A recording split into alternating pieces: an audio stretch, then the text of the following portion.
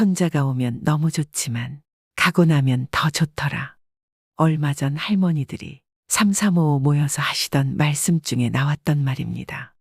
다 큰 자식들 그리고 손자 손녀들 이제는 독립해서 가정도 꾸리고 부모가 된 자식들을 바라보며 시원섭섭하다고 하시지만 어쩌면 진짜 속마음일 수도 있는 이야기를 꺼내 놓으십니다. 주말이나 명절 또는 생일과 같은 행사가 있을 때 부모님 집을 방문하는 자식들이 어느덧 손님이 되어버립니다. 저도 이 말을 듣고 나서 꽤 공감이 되었습니다. 자식을 손님처럼 생각하고 대하라는 말씀드리면 어떻게 내 배 아파서 낳았고 평생을 고생해서 키웠는데 그렇게 생각하라는 거냐며 화를 내시는 분들도 계실 수 있겠지만 서운하라고 드리는 말이 아님을 이해해 주시기 바랍니다. 자식들이 성인이 되어 우리의 곁을 떠날 때까지 잠시 함께하는 손님이라고 생각하고 산다면 기대하고 바라는 마음을 조금은 내려놓을 수 있을 것입니다. 그리고 떠날 손님이기에 함께하는 시간을 더욱 소중하게 생각할 수 있으며 나의 소유물이 아님을 알기에 충분히 존중하는 마음을 낼 수 있습니다. 서로 사랑하는 마음과 추억을 공유할 뿐 다 큰 자식을 생각하는 마음은 그 이상도 그 이하도 아니어야 함을 이제야 조금은 알겠습니다. 또한 자식이 부모를 생각하는 마음과 부모가 자식을 생각하는 마음은 다르다는데 이견이 없을 것입니다. 냉정하게 들리시겠지만 자식은 부모의 마음을 다 이해하지도 이해할 수도 없을 것입니다. 자식을 독립된 성인으로 다 키웠으면 우리들의 할 일은 그것으로 충분합니다. 이제는 우리들의 남은 인생을 어떻게 건강하게 보낼지, 무엇을 하며 행복하고 즐겁게 가꾸어 나갈 것인지에 대해서만 생각하며 살아도 결코 길지 않은 시간들이 남았을지도 모르겠습니다. 여기 자식들이 찾아와도 반갑지 않은 한 할머니의 사연을 소개하겠습니다. 자식들이 오랜만에 주말을 맞아 김할머니의 집을 방문했습니다. 그러나 어쩐 일인지 반갑게 맞아주지도 않고 문만 열어주고는 다시 방으로 들어가셨습니다. 어머니, 저 왔어요? 웬일로 왔냐? 엄마 보러 왔죠. 왜긴요? 그러냐? 난 바쁘니까 잘 쉬었다 가라. 할머니는 자식들과 손주들에게까지 눈길도 주지 않고 자신의 방으로 들어가 버리셨습니다. 언뜻 보기에 오랫동안 서운함이 쌓여 있는 것 같은 김할머니와 자식들에게는 어떤 사연이 있는 걸까요? 할머니는 어릴 적 10살도 채 되기도 전에 어머니가 오랜 지병으로 세상을 일찍 떠나면서 가족 모두가 농사를 짓기 위해 작은 시골 마을로 이사를 하셨습니다. 그렇게 가족들과 논농사와 콩농사를 지으며 생계를 꾸리다 할머니는 19의 꽃다운 나이에 띠동갑 연상의 군인이었던 남편을 만나 결혼을 했습니다. 결혼하고 초반에는 남편이 너무 잘해주었기 때문에 일찍 돌아가신 어머니의 빈자리를 느끼지 못할 만큼 행복한 날들을 보냈습니다. 하지만 그 행복은 오래가지 못했죠. 전쟁이 발발해 다른 나라로 파병을 가게 되었습니다. 그러다 무사히 돌아온 남편은 할머니와의 사이에 2명의 자식을 낳아 기르게 되었습니다. 그러나 시간이 갈수록 전쟁 후유증을 앓게 된 남편이 술에 찌들어 사는 날들이 많아졌습니다. 사람이 전쟁이나 고문, 자연재해, 사고 같은 감당하지 못할 큰 사건을 겪은 후에는 공포감이나 불안감, 우울증이나 불면증 등을 경험하는 경우가 대다수인데 할머니의 남편도 이를 피해갈 수 없었습니다. 할머니의 남편은 점점 술을 마시는 빈도가 높아졌고 심지어 폭력을 행사하기까지 했습니다. 남편과 좋은 추억들이 많았던 할머니는 어쩔 수 없이 망가져가는 남편을 두고 도망갈 수 없었지만 차마 아이들까지 맡고 자라게 둘 수 없다는 판단에 고향에 있는 이복동생 집에 자식들을 맡겼습니다. 할머니는 자식들이 어딜 가서 크든 지금 여기보다는 훨씬 나을 거라 생각했던 것입니다. 아빠의 폭력을 피할 수는 있었지만 자식들은 그곳에서 심한 차별을 겪어야만 했죠. 할머니는 열심히 쉬지 않고 농사를 지어번 돈 대부분을 이복동생에게 보냈지만 할머니의 자식들에게 따뜻한 밥을 양껏 주지도 않았고 힘든 일까지 모두 시키곤 했습니다. 얘들아, 빨리 일어나지 못해. 밥값은 해야 할 거 아니냐. 이복 동생도 사정이 그다지 넉넉하지 않았기에 자식들은 꿀꿀이 죽을 먹어야 했습니다. 꿀꿀이 죽은 돼지 먹이로 사용해야 할 정도의 조악한 재료들로 끓여냈는데 대부분은 미군 부대에서 식사를 마치고 버린 음식물 쓰레기들이었습니다. 휴전 이후에도 우리나라 경제 사정은 워낙 궁핍했던 탓에 1970년대 초중반까지도 미군 부대 근처 시장이나 골목의 허름한 식당에서 많이 팔았던 것이 바로 이 꿀꿀이 죽이었습니다. 이렇게 자식들은 부모 곁을 떠나 힘든 어린 시절을 보내야 했습니다. 하지만 시간이 지나고 남편까지 세상을 떠나면서 자식들을 집으로 불러들였습니다. 그간 어린 자식들을 손수 키우지 못한 것에 대한 죄책감이 너무나 크게 마음속에 자리 잡고 있었기에 모든 것을 자식들을 위해 희생하며 살아오셨습니다. 자식들이 그저 공부에만 전념할 수 있도록 집안일도 농사일도 모두 할머니 스스로 도맡아 했으며 자식들이 하고 싶다는 것이 있으면 무엇이든 아낌없이 지원해 주었습니다. 그렇게 오랜 시간이 흐르고 자식들은 모두 성인이 되어 결혼까지 했습니다. 김할머니는 그래도 꽤 오랜 시간 뒷바라지를 하며 자식들 모두 출가시키니 이제는 마음이 한결 가벼워짐을 느꼈습니다. 자식들이 독립했음에도 집에 자주 찾아왔고 집에 찾아올 때면 자식들을 위해 바리바리 준비해 한 보따리씩 싸주며 결혼했음에도 무엇 하나라도 더 챙겨주고 싶은 마음뿐이었죠. 그렇게 두 손 가득 챙겨줄 때마다 정성스레 꾹꾹 눌러 쓴 손편지도 같이 건네주었습니다. 그간 고생한 것이 조금은 보답받는 듯 며느리도 어찌나 싹싹한지 어머니 하며 애교도 많았고 아주 살갑게 굴어서 마음에 쏙 들었습니다. 어머니, 어디 아프신 데 없으시죠?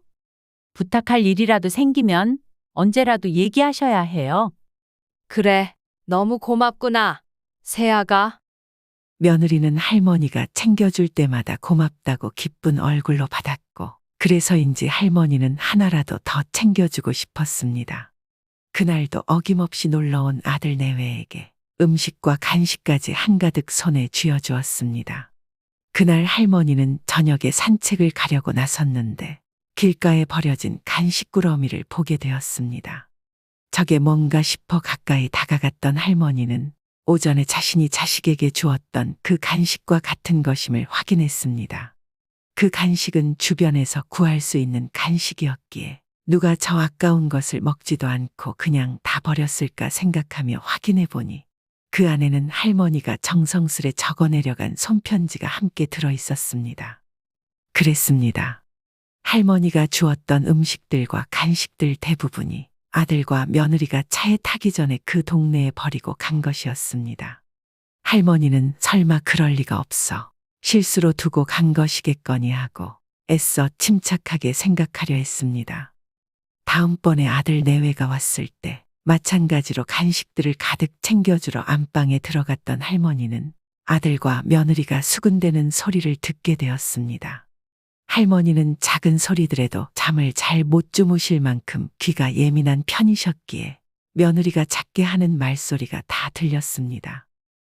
자기야, 어머니한테 그만 좀 주시라고 해봐. 요즘에 누가 이런 걸 먹기나 한다고.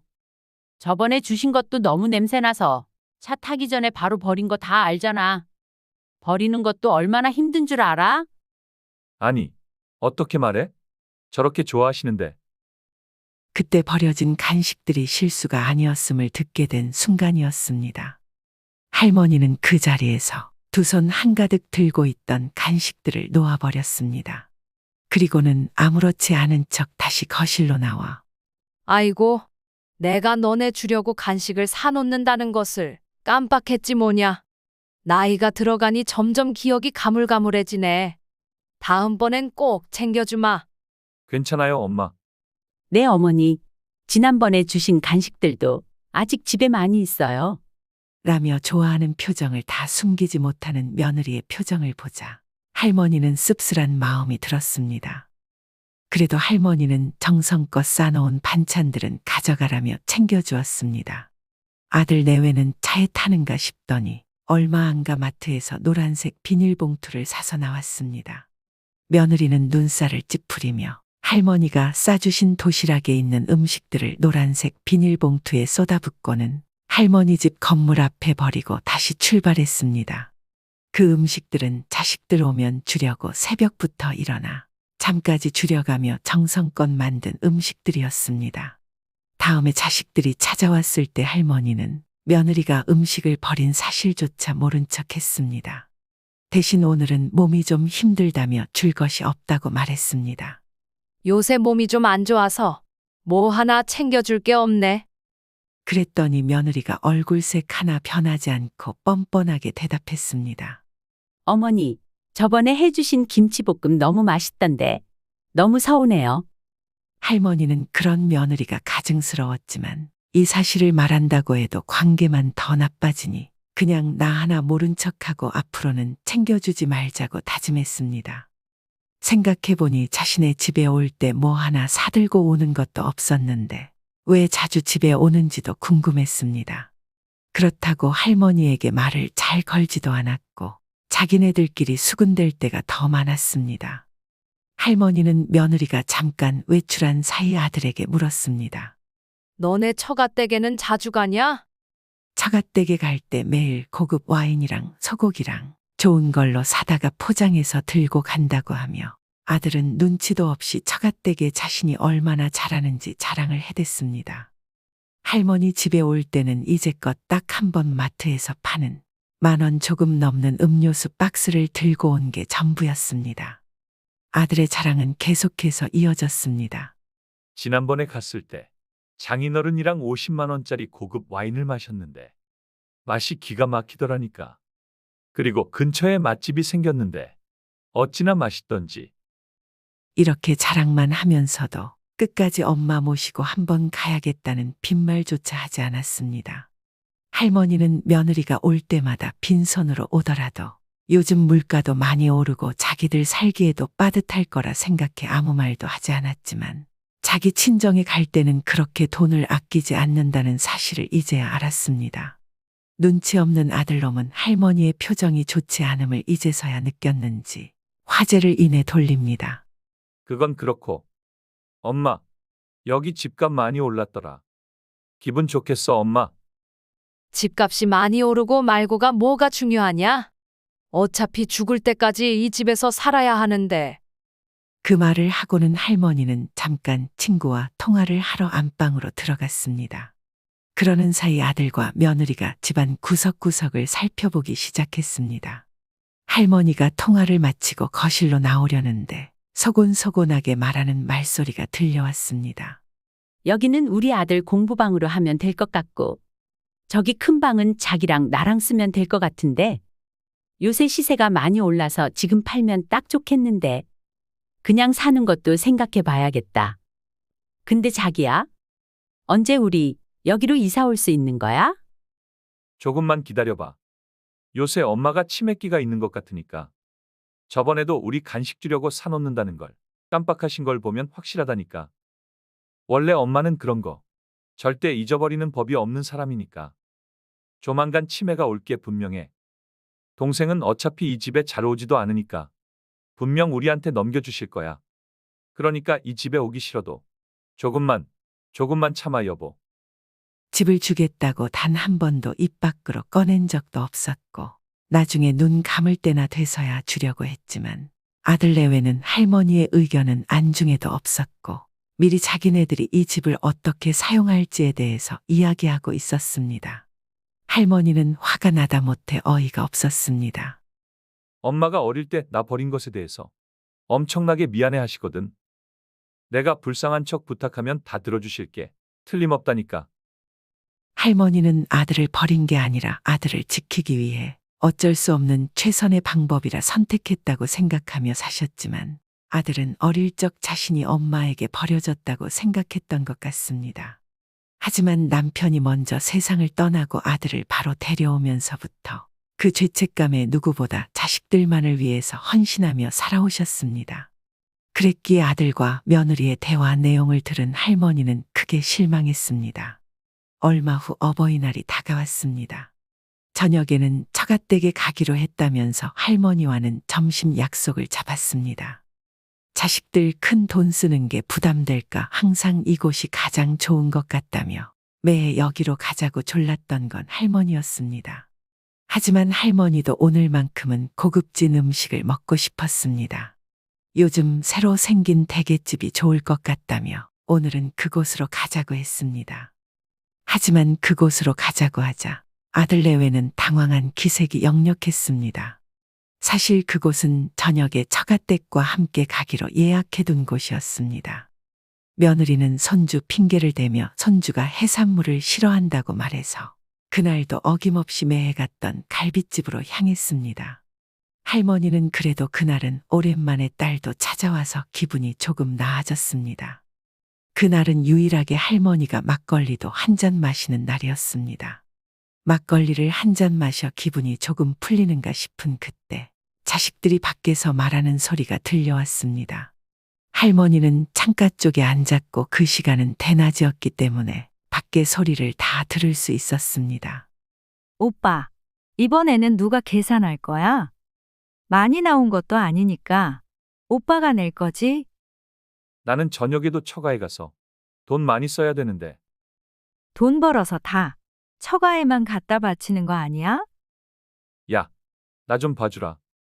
아내 눈치 보기 힘들다. 내가 계산한다고 하면 아내가 노발대발할 거야. 나도 요새는 좀 힘들어. 그리고 엄마 집에 가서 이것저것 많이 받았을 거 아니야? 엄마가 자식한테 주는 걸 오죽이나 좋아해. 야, 너는 집에나 오면서 그런 얘기를 해라. 거기 가는 게 얼마나 귀찮고 힘든 줄 알아?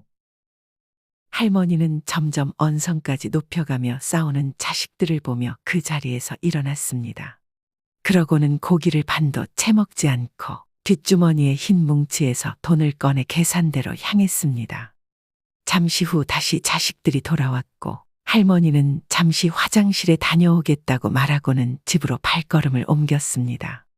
바로 집으로 가면 자식들이 찾아올 게 뻔했기에 근처 공원으로 발걸음을 돌렸습니다.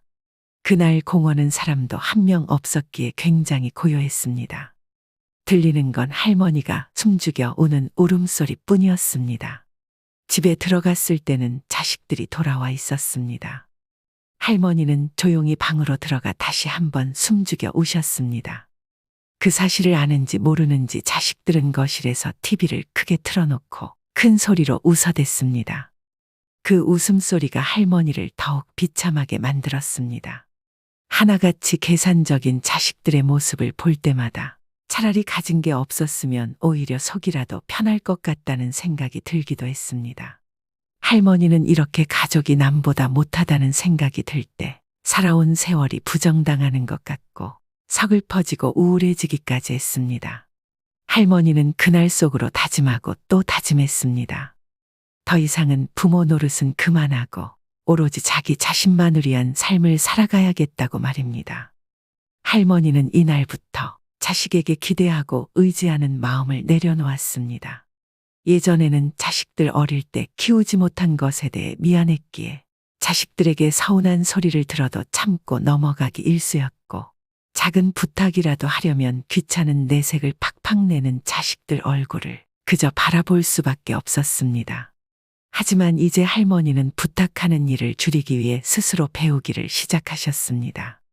버스 타는 것부터 택시 잡는 법, 병원 접수하고 진료받고 계산하는 일 등 실수도 해가며 하나씩 배워나갔습니다. 그러면서 차라리 지나가는 모르는 사람에게 부탁하는 게 자식들에게 부탁해 귀찮아하는 모습을 보는 것보다 마음이 편했습니다. 사는 집도 주택연금을 받기 위해 정보를 알아보았습니다. 살고 있는 집만큼은 자식들에게 물려주지 않겠다고 마음먹었고 어차피 주택연금 받는 방법을 자식들에게 물어봤자 자식들은 주택연금 받지 말라고 할 것이 뻔했기에 이것도 할머니 스스로 알아보았습니다. 이렇게 할머니는 혼자서도 잘 지낼 수 있는 방법들을 하나씩 터득해가며 자식들이 찾아와도 이제는 문만 열어주고 자신의 할 일들을 하느라 바빴습니다. 뭔가 예전과는 달라진 엄마가 이상하다고 여겼기에 아들과 며느리는 몰래 방으로 들어가 할머니가 집을 담보로 주택연금을 받으려 한다는 사실을 알게 되었습니다. 그 사실을 알고 며느리는 화를 참지 못해 할머니에게 이렇게 따져 물었습니다. 어머니, 이 집 담보로 주택연금 받으시려는 거예요? 누구 마음대로 그래요? 누구 마음대로라니? 아니, 내 집을 내 마음대로 하겠다는데 무슨 문제라도 있는 거냐? 아니, 이 집 저희 주시려던 거 아니었어요? 제가 얼마나 자주 찾아와서 어머니를 돌봐드렸는데 이제 와서 어떻게 이럴 수가 있어요? 모시긴 뭘 모셨다는 거냐? 내가 준 음식들 몽땅 다 갖다 버리고 버릴 거면 너네 집 주변에나 버리지? 왜 내 집 주변에 버리고 가는 거니? 그리고 애초에 너네가 이 집에 뭐 하나라도 제대로 들고 온 적 있니? 너네 친정집에는 그렇게 돈 쓰는 거 내가 모를 줄 알았니? 할머니의 말을 듣고 할 말이 없어진 며느리를 대신해 아들이 와서 엄마에게 화를 냈습니다. 엄마, 이제는 기억도 가물가물한데 이 집에서 평생 살아서 뭐 하려고? 치매라도 걸리면 누가 돌봐줄 줄 알아요? 치매라니? 내 기억력 아직 멀쩡하다. 지난번에 간식은 너네가 버리는 거 알고 내가 일부러 거짓말한 거야. 나 아직 기억력 멀쩡하고 설령 치매 걸린다 해도 너네한테 돌봐달라고 하는 일 죽었다 깨나도 없을 테니 그만 썩 내 집에서 나가지 못해? 처음 보는 할머니의 모습에 아들과 며느리는 뒷걸음질 치더니 도망가 버렸습니다. 할머니는 그 이후 복지관에 등록해 수업도 들으시고 집에 있을 때면 평소에 좋아하는 화분도 가꾸시는 등 자신이 어떻게 살아야 행복하게 살 수 있는지에 집중하셨습니다. 할머니는 모아둔 약간의 돈과 연금으로 나오는 돈을 이제는 자기 자신을 위해 사용해가며 남은 노후를 더 이상 자식들에게 의지하지 않고 자기 자신만을 위한 삶을 사셨기에 그렇게 사는 하루하루가 정말 꿈만 같고 행복했습니다. 여러분은 김씨 할머니의 사연 어떻게 들으셨나요? 각자가 살아온 삶이나 상황 또는 앞으로 꿈꾸는 노후 생활에 따라 다르게 들으셨을 수 있습니다. 그러나 특히 우리 부모님 세대는 자신들이 번 돈을 자기 자신만을 위해 사용하셔도 된다고 해도 잘 쓰지를 못합니다. 그래서 옛말에 고기도 먹어본 놈이 먹고 돈도 써본 놈이 잘 쓴다는 말이 있는 게 아닐까요? 자신들이 번 돈임에도 불구하고 끝까지 아끼고 아껴서 얼마라도 자식들에게 남겨주고 떠나고 싶어 하는 게 지금의 부모님 세대인 것 같습니다. 평생을 자식들을 위해 애쓰고 고생했으면 이제는 자기에게 선물도 주고 자신만을 위해 사용해도 누가 뭐라고 할 사람 없지만 그렇게 다 주고도 자신한테 쓰는 돈은 아까워합니다. 그러나 여러분, 이제는 100세 시대라고 말합니다. 우리의 노후가 길어지고 있습니다. 은퇴 후 자그마치 3, 40년을 살아가야 할 수도 있다는 말입니다. 자식에게 조금이라도 남겨주려고 애써 움켜쥐고 있기보다 얼마라도 있다면 김씨 할머니처럼 우리도 내가 번 건 내가 잘 쓰다가 죽겠다고 생각하셔야 합니다. 자식들은 이만큼 다 키웠으면 우리의 할 일은 다 끝났습니다. 자식들도 자식들 인생 잘 살아갈 것이고 우리도 우리의 남은 인생을 잘 살아가야 합니다. 자식들에게 물질적인 것을 남겨주려고 생각하지 않으셨으면 좋겠습니다. 우리가 다음 세대에 남겨줄 수 있는 것은 물질적인 것이 아니라 사랑이라는 이름의 감정과 추억이 되었으면 좋겠습니다.